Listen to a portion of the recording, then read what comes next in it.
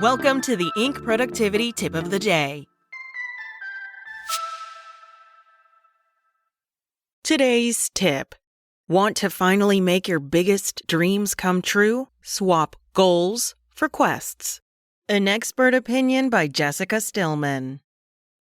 As someone who writes for a living, I am hyper-aware that there are often 2, 3, or more similar words you can choose from to refer to some common idea or object. Is the person thin, skinny, or slim? Is that entrepreneur ambitious, hard-charging, or driven? Each term means much the same thing, but each offers different and interesting shadings of meaning that shape how you think about a situation or person. The subtleties of the words we choose matter, and according to a handful of experts, you can use that truth to make your biggest, scariest goals a little more achievable. Word choice really matters. Think about those visions you have for your future.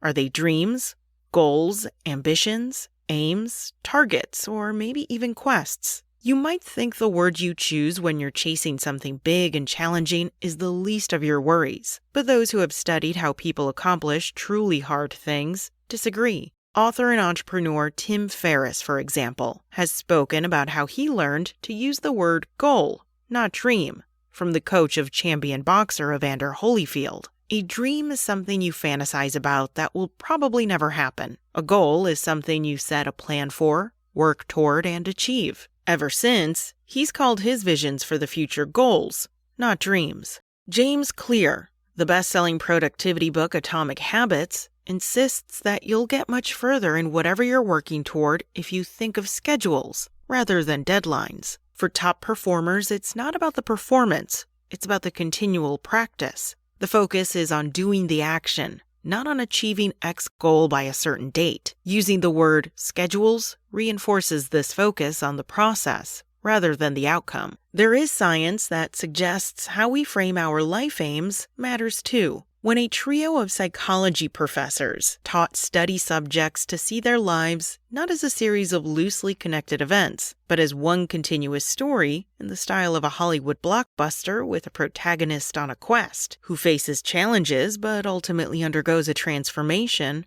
both their resilience and sense of meaning went up. In other words, a change in vocabulary and framing had significant, concrete, real-world effects.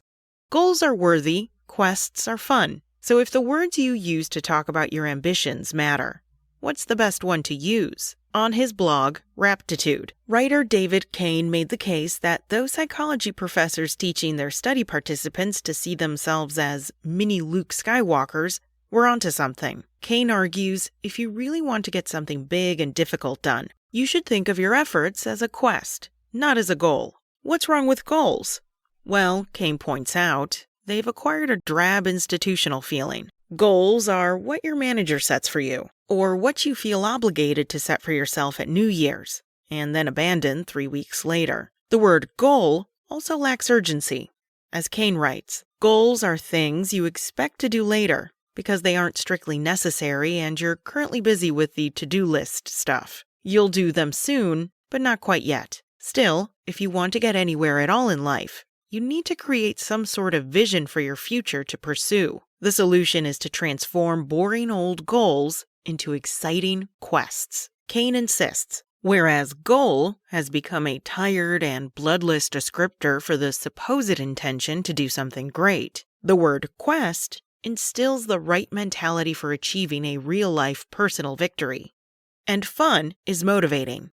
That's because, well, quests are fun. Kane says, you expect a quest to take you into a new and unfamiliar landscape. You expect there to be puzzles, surprises, perils, and curious encounters. A bridge you counted on will be out. You'll meet an interesting stranger on the path. You'll hear wolves howling at night. They are also transformative. The endeavor itself shapes who you are and what you're capable of, Kane points out.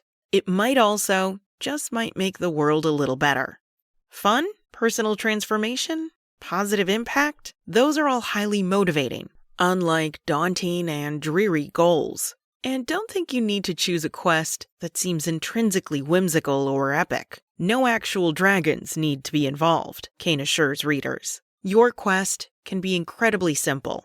Maybe you want to practice piano every day for 3 months, declutter your house, or build a new app.